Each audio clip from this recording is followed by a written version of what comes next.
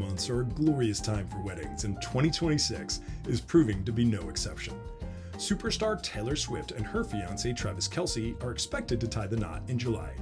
Soccer legend Cristiano Ronaldo and his fiancée model Georgina Rodriguez reportedly sometime after the World Cup.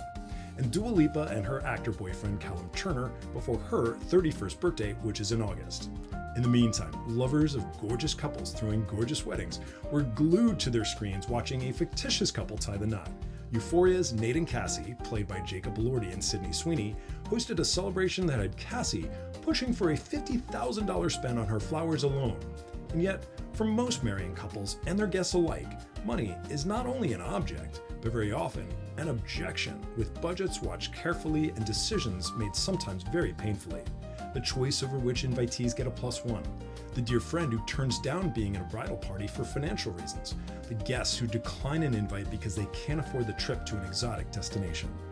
With weddings being such financially stressful occasions, let's discuss 3 myths surrounding wedding gifts.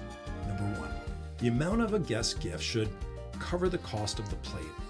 A wedding is not a fundraiser, and it cannot be expected to pay for itself. Guests should give a gift, of course, but how much they give is dictated first and foremost by their own budget. Second, guests have 12 months to give a gift.